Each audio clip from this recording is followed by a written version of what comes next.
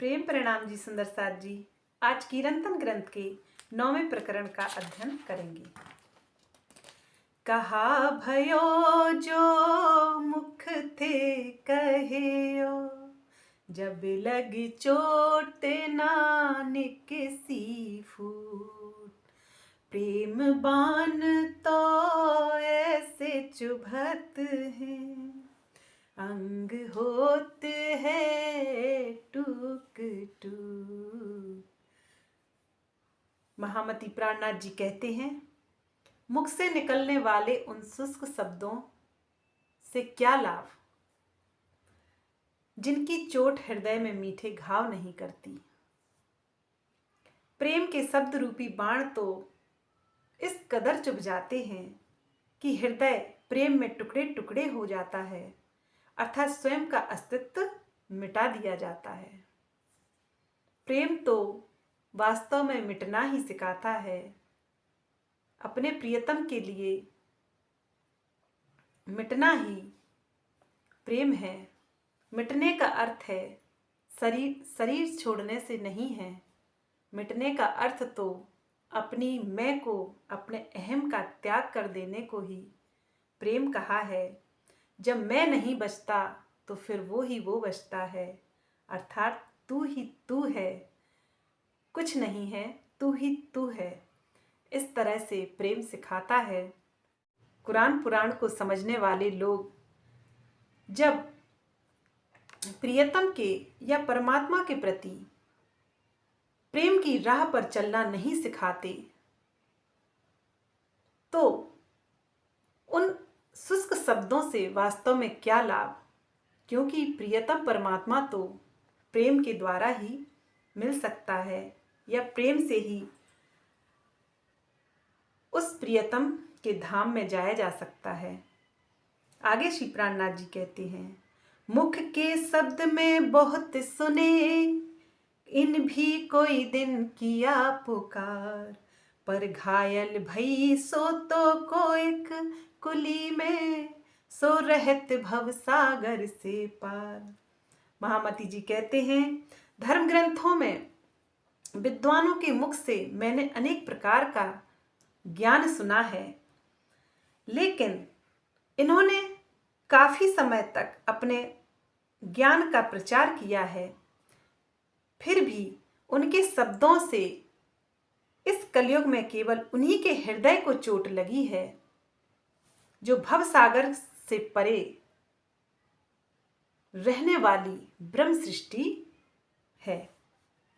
ज्ञान के शब्दों का प्रभाव उसी प्रकार सब पर नहीं पड़ता है जिस प्रकार उत्तम से उत्तम बीज को ऊसर बंजर जमीन पर बोया जाए फिर भी वह अंकुरित नहीं हो सकता। उसी प्रकार ब्रह्म ज्ञान किसी को भी सुनाया जाए, लेकिन वह समझती तो केवल ब्रह्म सृष्टि ही है। आगे महामती जी कहते हैं, बाको आग खाग बाघ ना डरावे, गुण अंग इंद्री से होते है रहित। डर सकल सामीन से डरपत, या विध पाए प्रेम परती। कहते हैं, ऐसी ब्रह्म सृष्टि को अग्नि, भयानक पक्षी, बाघ और नाग आदि भी नहीं डरा सकते। वह अपने गुण अंग और इंद्रियों से रहित प्रतीत होती है। प्रेम में डूबी हुई आत्मा की यही पहचान है कि जिन भयानवी वस्तुओं से सभी लोग डरते हैं, वे वस्तुएं स्वयं ही इन ब्रह्म मुनियों से डरती हैं।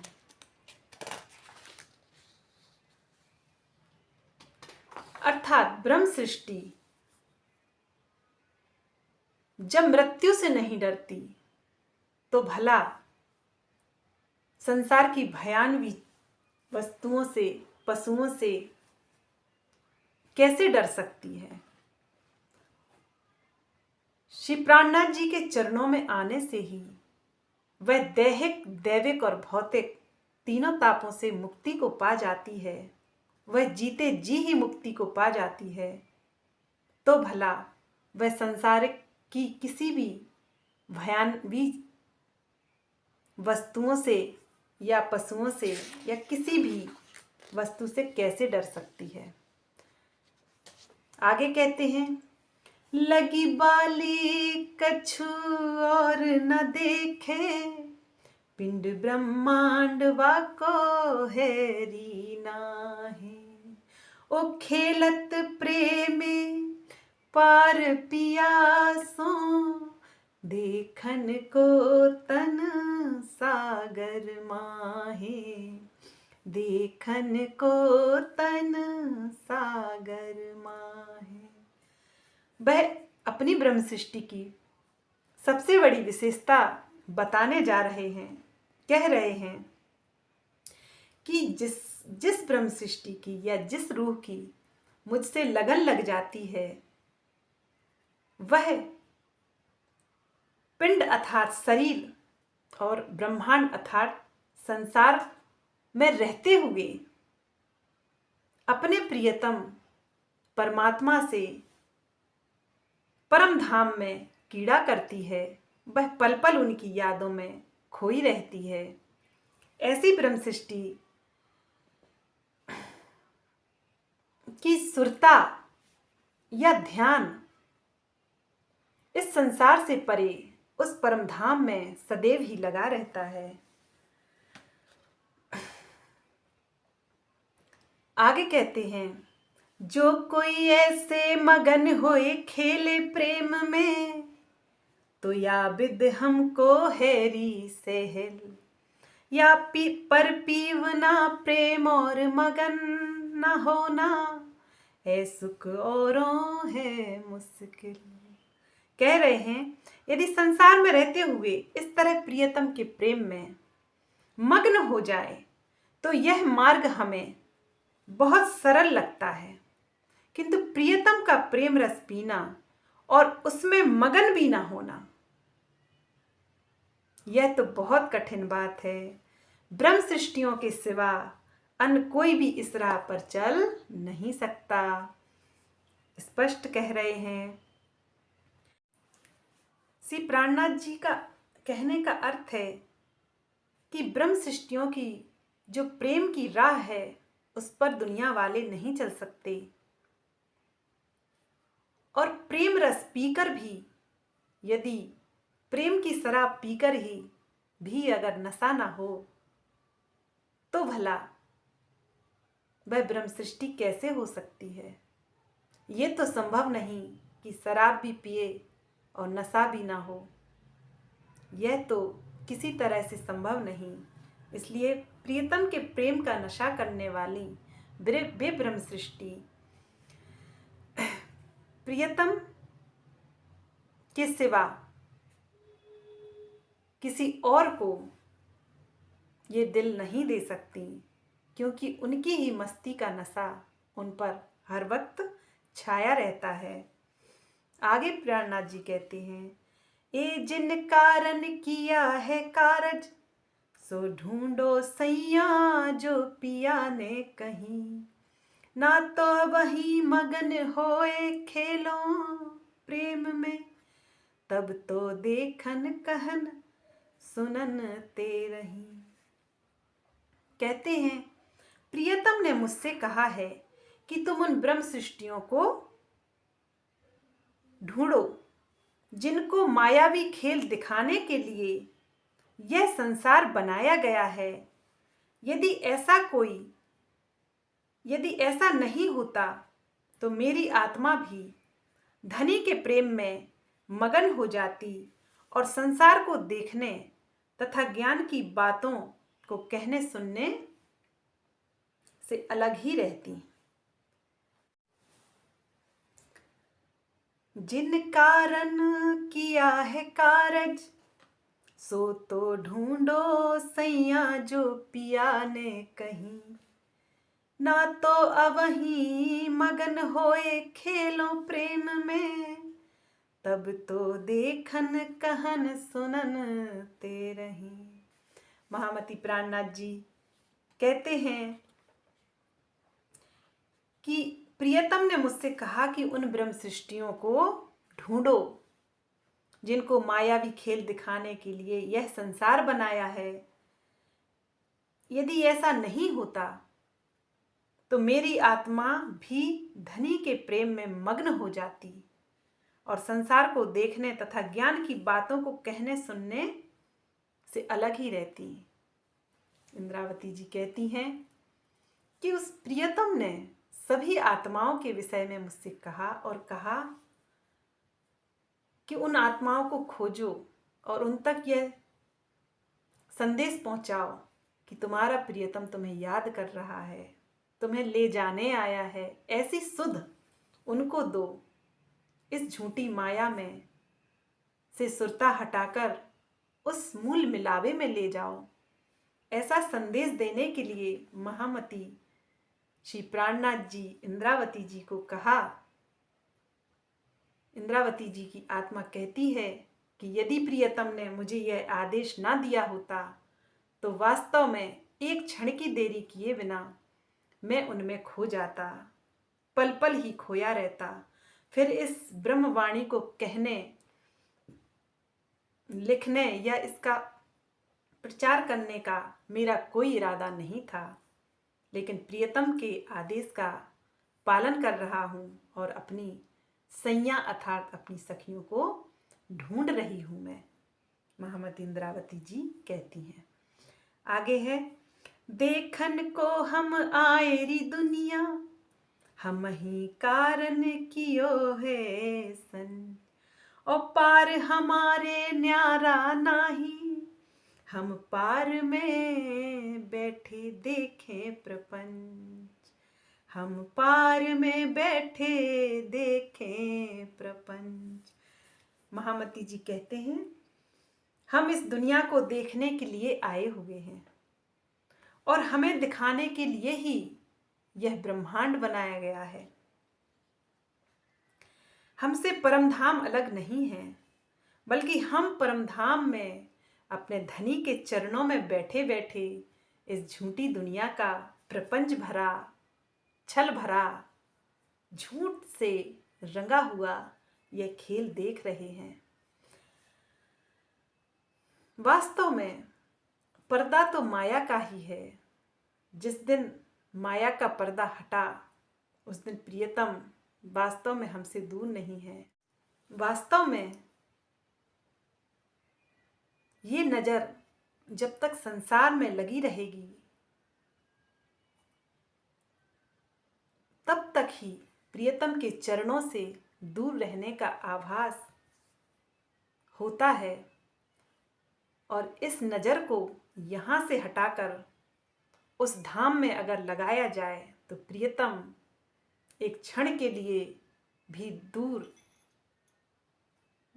प्रियतम से दूरी एक क्षण के लिए भी हमें नहीं लगेगी। एक बात मैं सभी अंगनाओं से कहना चाहती हूँ, उन ब्रह्म सृष्टियों के लिए कहना चाहती हूँ कि धाम धनी तो सत्य है और परम धाम भी सत्य है। उस सत्य को छोड़कर हमारे प्रियतम यहाँ इस नश्वर संसार में पन्ना में आ विराजे हैं, और हम इस झूठे संसार को जो असत्य है, जड़ है, दुख से भरा है, ऐसे संसार को छोड़कर अपनी सुरता उस मूल मिलावे में नहीं लगाते हैं। बताओ हमने क्या प्रेम निभाया है? वो धाम में रहते हुए उस सत्य को भूल गए हमारे लिए, और हम झूठ में रहते हुए उस सत्य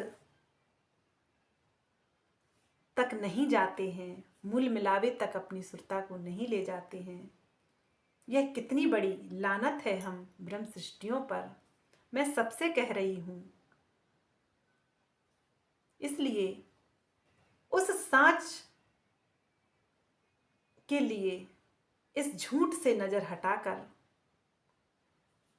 उनके चरणों में सभी ब्रह्मात्माओं को लगाना बहुत आवश्यक है। तभी उस अखंड आनंद का अनुभव लिया जा सकता है। इस झूठ में रहते हुए हमें वास्तव में दुख के अलावा कुछ मिलने वाला नहीं है।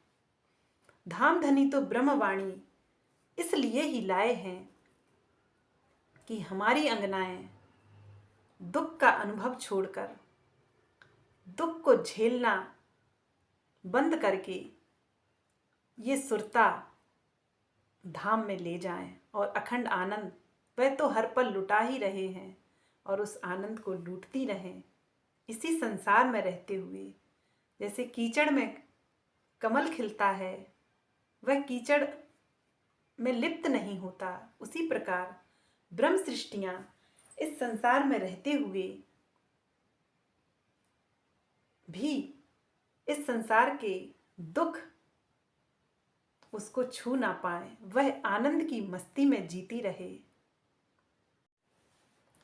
तुम्हारे दर्शन की बेला ये मौसम रास रचाने का, तुम्हारे दर्शन की बेला ये मौसम रास रचाने का, लिए उल्लास की सांसें समय मस्ती में जीने का, लिए उल्लास की सांसें समय मस्ती में जीने का, तुम्हारे दर्शन की बेला ये मौसम रास रचाने का। आगे श्री प्राणनाथ जी कहते हैं, जिन बांधे हैं भवन चौदे, सोनार हमसे रहत है न्यारी, दुख में बैठी सुख लेवे महामती, पार के पार पिया की प्यारी, पार के पार पिया की प्यारी। महामती श्री प्राणनाथ जी कह रहे हैं, जिस माया ने इस नश्वर 14 लोकों को उत्पन्न किया है, वह माया हमसे अलग रहती है। श्री महामती जी कहते हैं कि परम धाम की ब्रह्म सृष्टि अपने धनी की लाडली अंगना है। वह इस दुख के संसार में बैठकर भी परम धाम के अखंड सुखों की लज्जत लेती है।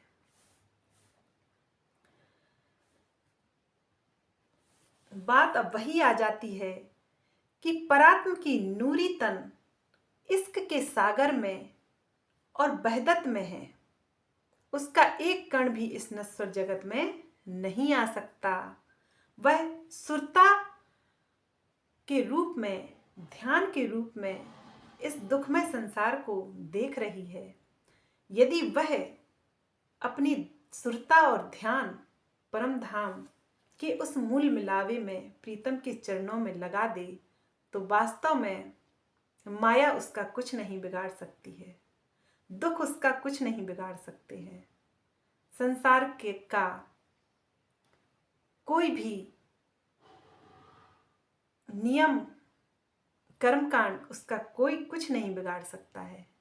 प्रियाओं, तुम जा तो रही हो, पर बिना इश्क की बंदगी किए इस धाम में आ नहीं सकती। और मैं तुमसे एक पल के लिए भी अलग नहीं हूं, क्योंकि तुम सभी मेरे चरणों में बैठकर खेल देखोगी तो वास्तव में माया तुम्हारा कुछ नहीं बिगाड़ सकती। तो बात वही है कि हम इस नश्वर संसार में रहते हुए ध्यान यदि उसके चरणों में केंद्रित किए रहेंगे, तो माया का दुख और माया हमारा कुछ नहीं बिगाड़ सकती।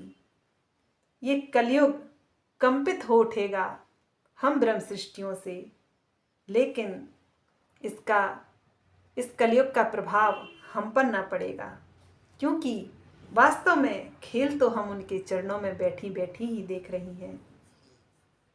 इसलिए आज का यही संदेश है कि इस नश्वर संसार में रहते हुए हमें वे सारे खेल देखना है, लेकिन प्रियतम के चरणों में सुरता ध्यान लगाकर ही देखना है।